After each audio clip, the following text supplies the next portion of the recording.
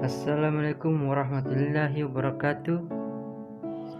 Selamat datang di channel saya, dan saya akan membahas novel Shinka no Mi. Pertama-tama, subscribe channel ini biar berkembang supaya saya sering upload seputar pembahasan novel-novel dan sebagainya. Tanpa banyak basa-basi lagi, langsung saja ke pembahasannya.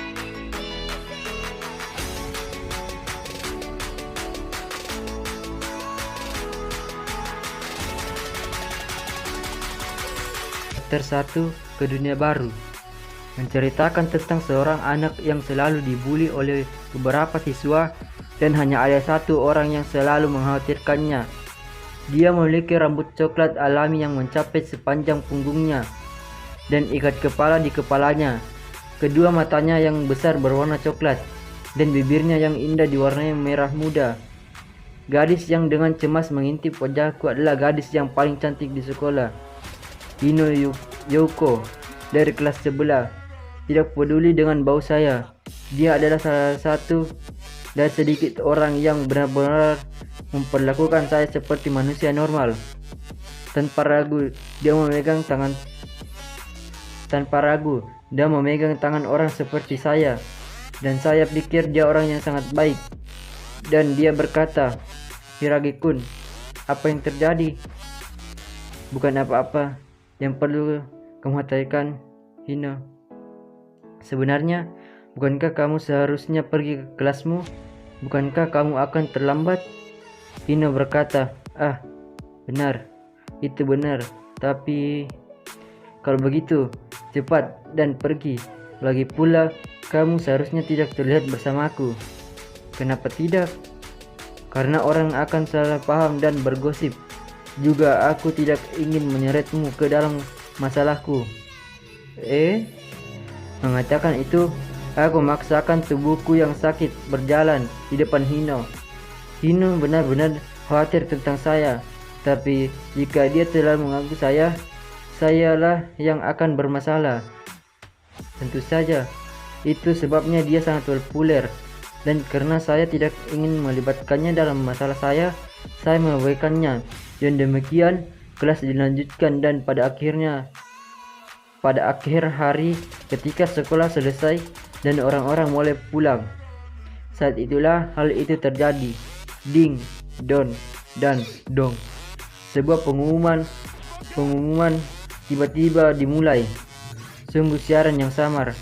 Semua orang berhenti sejenak dan memeringkan kepalanya, bertanya-tanya pengumuman apa yang akan datang mengharuskan mereka duduk. Apa? Tubuhku adalah, bahkan aku, saat bersiap-siap untuk pergi meskipun kesakitan, tiba-tiba kekuatan yang tak terlihat membuatku duduk. Apa yang terjadi? Aku berhubungan pada diriku sendiri dan mencoba berdiri. Aku tidak bisa bergerak. Apa yang terjadi? Sepertinya aku terpaku pada kursi.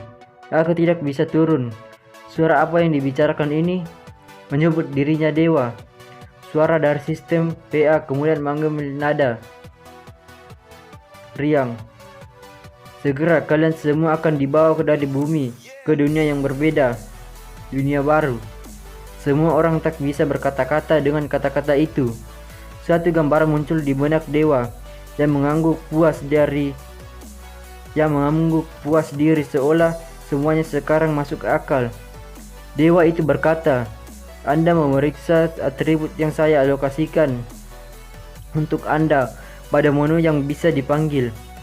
Anda dapat membawanya sesering yang Anda suka hanya dengan membayangkannya. Disimpan dalam kotak barang di ruang saku pribadi Anda. Dan agar Anda tidak mengalami masalah, saya juga memberi Anda kemampuan pemahaman bahasa untuk dunia lain dan keterampilan analisis. Sebagai hadiah, penting untuk melihat ini secara positif. Oke?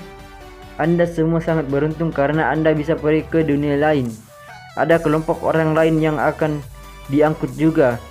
Dan begitu saja Anda diangkut dari sekolah ini. Jelas, tidak dengan bangunan itu sendiri. Oh, itu benar. Anda juga dapat memeriksa hal-hal seperti keterampilan dan judul dari layar menu juga. dan setiap orang di sekolah. Untuk bot sekolah saya memiliki total 800 siswa, cukup banyak orang, dan di atas itu bahkan lebih banyak orang akan dikirim ke dunia lain ini. Tetap saja itu disebut hadiah, tetapi bukankah kemampuan itu biasanya diperlukan dalam situasi ini? Kemampuan pemahaman bahasa itu, jika Anda tidak memilikinya, Anda dapat menghancurkan diri Anda karena tidak dapat berkomunikasi dengan orang lain. Saya tidak tahu tentang keterampilan atau gelar atau apapun, tapi saya senang dengan kemampuan menganalisis itu. Sepertinya itu akan berguna saat makan makanan yang tidak dikenal. Setelah mengatakan itu, siaran berakhir. Para siswa yang duduk di dekat jendela dan pintu dengan cepat memeriksa status mereka. Ketika dia melakukannya, sebuah kartu semi transparan muncul di depannya. Hiragi Seichi, ras, nyaris manusia, jenis kelamin, laki-laki menjijikan, pekerjaan, masyarakat, pengangguran, umur 17, tingkat 1, magic 17, kekuatan 1, pertahanan 1, agility 1, serangan ajaib 1, pertahanan sihir 1, keberuntungan 0, karisma tak terukur, terlalu muda, peralatan, seragam sekolah kotor, celana sekolah kotor, kaos kotor, pakaian dalam kotor. Keterampilan menganalisa. Mereka melihat statusku dan menertawakanku. Semua orang memeriksa saya sambil merasa jijik. Pergilah sampah. Kenapa dia bahkan di kelas kita? Mengejek seseorang di bumi secara terbuka adalah kejahatan. Tetapi itu tidak masalah begitu kita sampai di dunia lain, kan? Serius, mati saja, mati. Semua siswa berkata mati. Mereka tidak membiarkannya saya dalam kelompok mereka. Jika iya, intimidasi hanya akan bertambah buruk. Pada akhirnya, saya tidak bergabung dengan grup. Dan 1 jam berakhir, kemudian siaran dilanjutkan. Ding, don, dan dong. Sepertinya semua orang masuk ke dalam grup, kecuali salah satu dari Anda. Hanya aku yang sendirian. Hanya saya. Itu karena pertengkaran sepele seperti itu. Bahkan dalam situasi seperti ini, bahwa manusia tidak akan pernah tumbuh. Berkat itu, seluruh sekolah akan dipanggil bersama. Sepertinya mereka sengaja menyabot alat transportasi saya sendiri. Namun, penyendiri mungkin akan jatuh mulai celah pemanggilan. Di tengah semua orang dipanggil bersama, aku satu-satunya yang dipanggil ke tempat lain. Dan disiarkannya, kelas mulai berubah menjadi partikel cahaya dan menghilang satu persatu. Di tengah-tengah itu, mereka semua mencibir padaku ketika mereka menghilang. Sebenarnya tidak ada akhir. Dan akhirnya semua orang tampaknya telah dipanggil. Bagaimana dengan saya sekarang? Tolong sabar, Anda akan dikirim. Tetapi karena Anda sendirian, saya tidak punya kendali atas di mana Anda akan berakhir. Anda tahu, itu acak. Apa? Dengan kata lain, Anda tidak harus pergi ke tempat yang aman. Bahkan bisa sangat berbahaya. Apa kamu bercanda? Ya, maksud saya agar luar biasa karena hanya kamu satu-satunya yang tersisa di seluruh sekolah. Bahkan para guru dibawa oleh ritual pemanggilan. Jadi saya memutuskan untuk memberi Anda satu keterampilan lagi. Sekarang apa yang terbaik? Ini bagus. Membongkar mutlak. Hadiah terakhir saya untuk Anda. Sepertinya transfermu sudah dekat. Seperti kata suara itu, pada titik tertentu, tubuhku menjadi terbungkus partikel cahaya. Hehehe. Kalau begitu, semoga sukses juga untukmu di dunia baru. Ya, tentu. Jika manusia benar-benar di luar keselamatan, kita tidak akan pernah menciptakan sejak awal. Terkadang manusia seperti dia datang, menunjukkan kepada kita bahwa manusia bisa jelek dan menawan. Suara itu dipenuhi dengan kasih sayang, seperti seorang ibu yang penuh kasih. Kurasa kita akan mengawasi dan membimbing umat manusia sebentar lagi. Saya harap ada kebahagiaan di masa depan. Setelah itu, suara itu tidak pernah berbicara mulai sistem PA lagi. Hah? Di mana aku? Saya, Hiragi Seichi, telah mendarat di hutan yang tidak dikenal. Akan lebih baik jika sebuah kota dekat.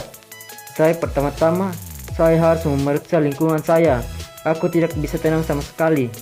Saya mencoba berbicara pada diri sendiri untuk mendapatkan kembali ketenangan. Saya, tetapi tidak berhasil. Astaga. Ya, tidak ada gunanya bagiku untuk bertahan di sini. Setelah akhir aku tenang, aku memutuskan untuk keluar dari sana. Rasanya ada sesuatu yang bisa keluar sebentar. Saya sangat gelisah saat saya terus maju tanpa sadar. Kata-kataku sepertinya telah memicu semacam peristiwa. Chapter 2, judul Benih Evolusi.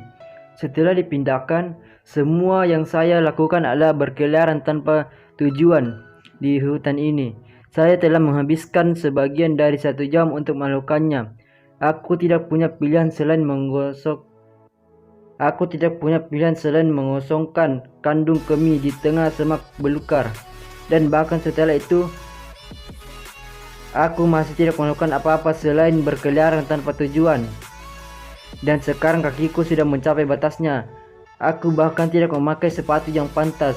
Kau tahu, saya meninggalkan sepatu luar saya di loker saya.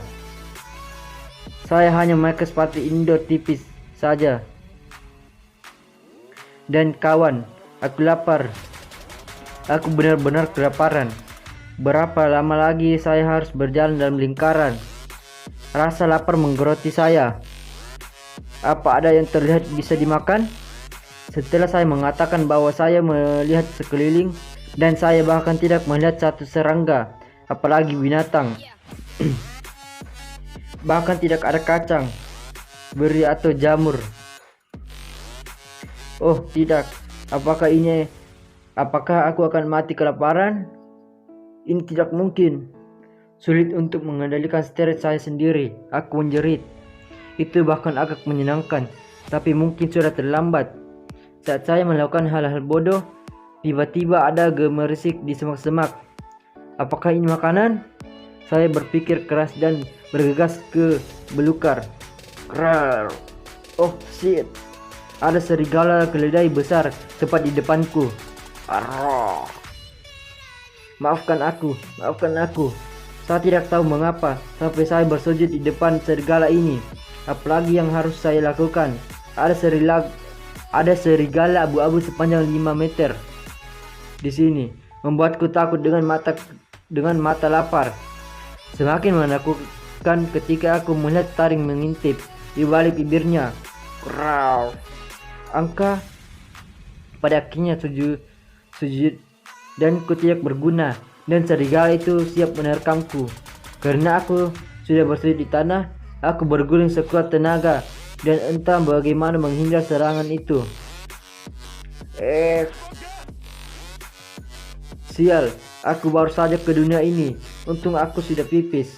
Kalau tidak, aku akan kesal sendiri. Raw.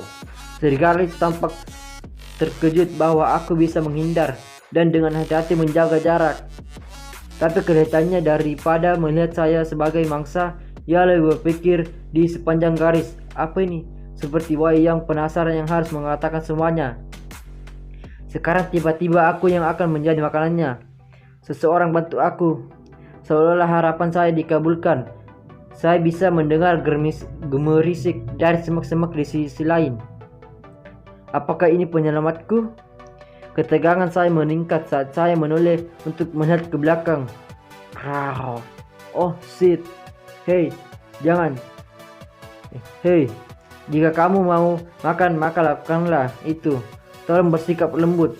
Aku meletakkan muka, lengan keluar dan kaki merentangkan elang. Tapi untuk beberapa alasan, serigala lainnya sedang berkelahi.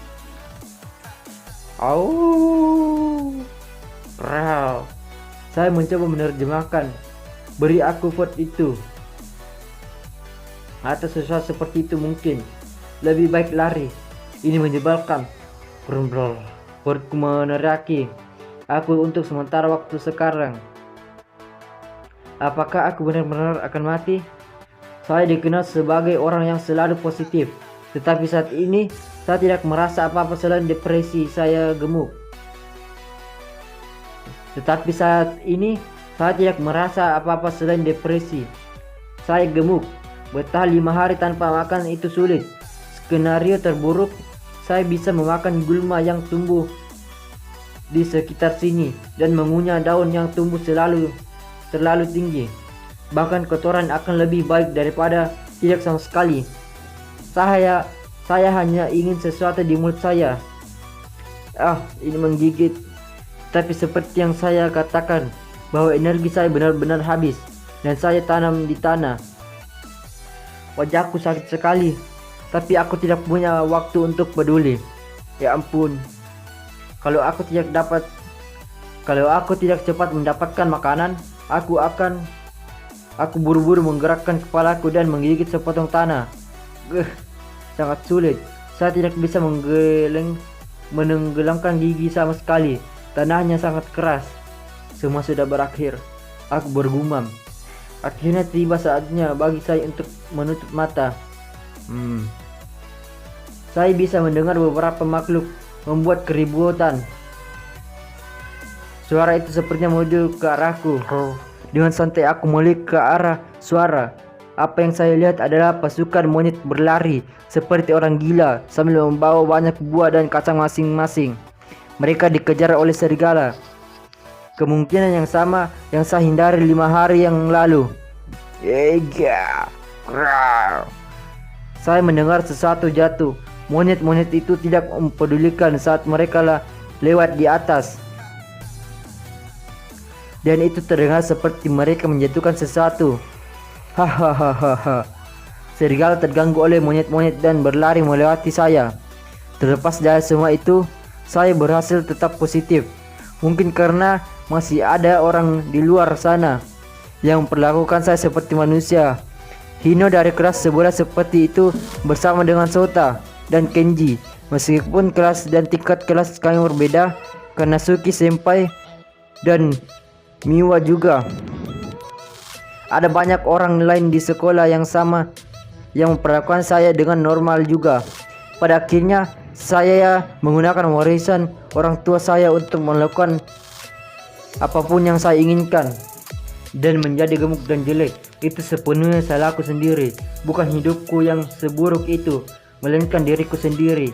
Hahaha. Aku benar-benar kehabisan kosong. Ya, seperti inilah saya sekarat. Saya tidak suka itu sama sekali. Jika saya mati, saya ingin tahu apakah ada yang akan menangis atau bersedih.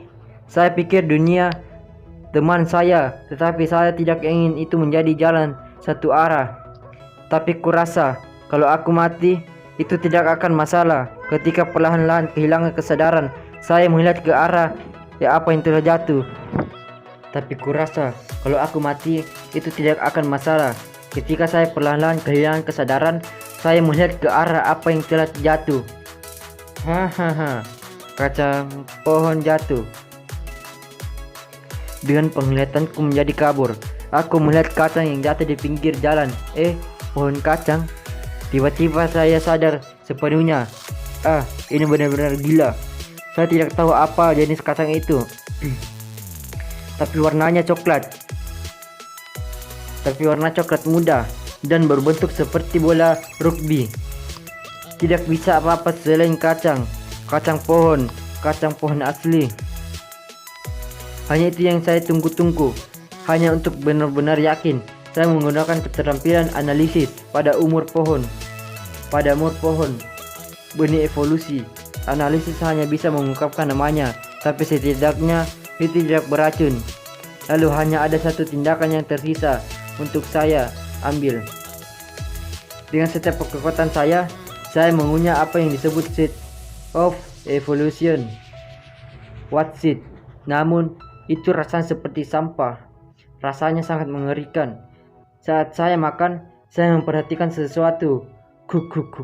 sembuh. Ya, pada titik tertentu, kuku saya yang bengkok dan patah telah sepenuhnya sembuh. Dan meskipun saya hanya makan satu benih evolusi, perut saya terasa kenyang. Dan akhirnya saya selesai makan sisanya. Itu rasanya mengerikan. Aku mengusap perutku ketika aku mengatakannya. Efek benih evolusi telah diaktifkan. Saya mendengar suara di kepala saya berkata, "Apa? Efek? Jenis apa?" Saya pikir sesuatu akan terjadi, jadi saya tetap diam. Tidak ada yang terjadi sama sekali. Oke, apa yang akan saya lakukan sekarang? Jika saya hanya berkeliaran tanpa tujuan lagi, itu hanya akan menjadi pengulangan sebelumnya. Setidaknya, aku tahu makhluk hidup di sini. Untuk saat ini, aku harus mencoba menemukan di mana mereka tinggal. Sekarang aku tahu apa yang harus dilakukan. Misi dimulai. Saya dipenuhi dengan tekad untuk mencapai tujuan saya, untuk bertahan dari tempat yang keras ini dan mendapatkan makanan. Chapter 3 berjudul Monyet Pintar. Setelah memakan benih evolusi, saya terus mencari di hutan sampai akhir saya menemukan wilayah monyet. Monyet itu tampaknya cukup senang dengan pemandangan benih evolusi yang saya makan beberapa saat yang lalu. Ayo kita analisis dia. Sebelumnya, saya tidak akan bisa memeriksanya. Namun sekarang, jika aku bersembunyi di semak-semak, itu akan baik-baik saja. Saya cepat menggunakan analisis. Kemudian, nama monyet itu muncul di pandangan saya. Monyet pintar, level 120. Level mengejutkan itu membuat mengalihkan pandangan ke arahnya. Apa yang harus aku lakukan? Sekarang, itu sedang menyeduh beberapa rumput aneh dengan air dalam suatu seperti mortir tembikar. Monyet pintar mengambil campuran itu dan menaruh di wadah kaca. Warna campurannya adalah warna biru, hijau, dan tidak terlihat seperti sesuatu yang baik untuk diminum. Melihatnya menggunakan alat-alat itu dengan terampil mengonfirmasi bagian pintar dan namanya. Saat aku memikirkan itu, monyet itu tiba-tiba mulai bergerak. Kemana perginya? Haruskah saya mengikutinya? Atau haruskah saya tinggal di sini? Mungkin akan kembali untuk mengambil campuran aneh yang dibuat dan bijinya. Kalau begitu, untuk sekarang, aku mungkin harus puas dengan apa yang dia tinggalkan di sini. Saya berkata begitu dan menunggu dengan tenang kera itu bergerak. Dan setelah memastikan bahwa dia sudah pergi, saya pergi ke tempat dia berada di saat yang lalu.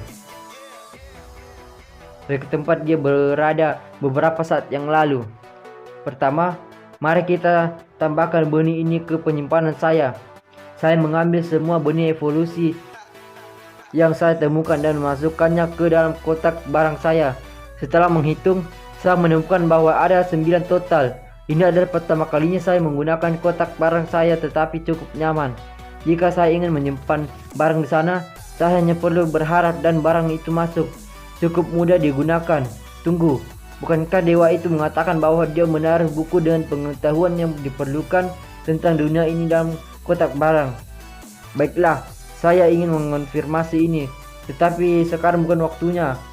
Akan sangat merepotkan jika monyet kembali ke sini. Lebih penting lagi, campuran apa itu? Itu adalah botol dengan cairan hijau biru yang dibuat oleh monyet sebelumnya, dan itu masih tidak terlihat habis. Saya mengambil botolnya. Semakin dekat aku melihatnya, semakin terasa menjijikan. Dan sekarang 4 botol lain bergerak di sana. Di sebelah mereka, rumput yang tampak seperti bahan utama cairan ditumpuk. Lalu apakah ini tempat ramuan diambil? Apakah ini terbuat dari bahan apa? Ya, mungkin itu. Masuk akal. Saya ingin percaya bahwa hanya itu yang digunakan. Nah, itu tidak terlalu penting. Yang penting adalah cairan itu sendiri. Aku harus menggunakan analisisku untuk itu. Seperti yang saya katakan, saya menggunakan skill analisis. Obat pemulihan kelas 1. Hah? Aku mengeluarkan suara terkejut setelah membaca nama itu. Ini obat pemulihan. Apalagi yang kelas atas, apalagi yang kelas 1. Jika itu baik untuk tubuh, mengapa terlihat begitu buruk? Lalu bagaimana dengan rumput? Saya menggunakan analisis saya lagi. Ramuan medis spesial. Oh, yang begitu. Sungguh melegakan. Ya, itu mungkin baik-baik saja, karena efeknya dapat dengan mudah ditebak. Ini harus mengambilnya, dan segera. Saya memasukkan obat pemulihan kelas 1 dan ramuan medis khusus ke dalam kotak barang saya. Betapa beruntungnya saya melakukan panen yang baik secara tak terduga. Meskipun monyet pintar itu menakutkan, aku menemukan cukup banyak. Apakah ada kemungkinan di lingkungan ini lagi? Jika ada, saya ingin mengumpulkannya meskipun hanya sedikit. Ini semacam asuransi kalau terjadi sesuatu yang buruk. Benda ini aku harus mengumpulkan sebanyak mungkin. Haruskah aku mulai mencari tempat lain? Saya menarik rumput dari setiap tempat dan memeriksa temuan saya satu persatu dengan analisis. Tetapi tidak ada hasil yang memuaskan. Hanya ada rumput biasa yang tidak memiliki efek atau kemampuan penyembuhan apapun. Sebaliknya, tampaknya cukup berbahaya bagi perut. Tapi itu beberapa saat yang lalu. Saat ini saya menghadapi masalah lain. Ini apa efeknya? Saya akhirnya dapat menemukan beberapa rumput yang bereaksi terhadap analisis saya. Tapi yang mengganggu saya adalah hal yang ditulis. Apakah ada masalah dengan terjemahannya? Saya lihat adalah tidak ada penjelasan atau nama yang muncul ketika saya menggunakan analisis. Tetapi satu-satunya hal yang saya lihat adalah tanda tanya. Saya tidak mengerti. Ya, analisis efeknya tidak bisa dibaca, tapi mungkin akan baik-baik saja. Tunggu, benarkah itu? Karena bereaksi terhadap analisis saya, pasti akan ada semacam efek.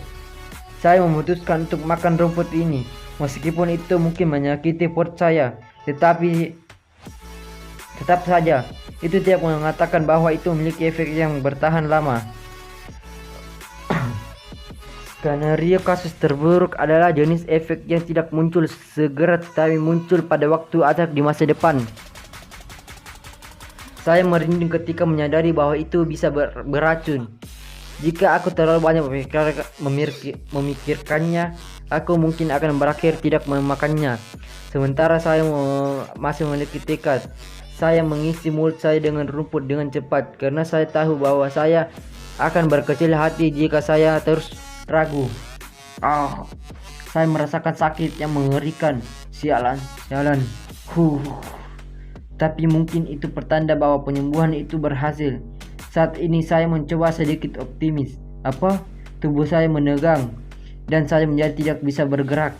Seluruh tubuh saya lumpuh. Saya tidak bisa bergerak sama sekali.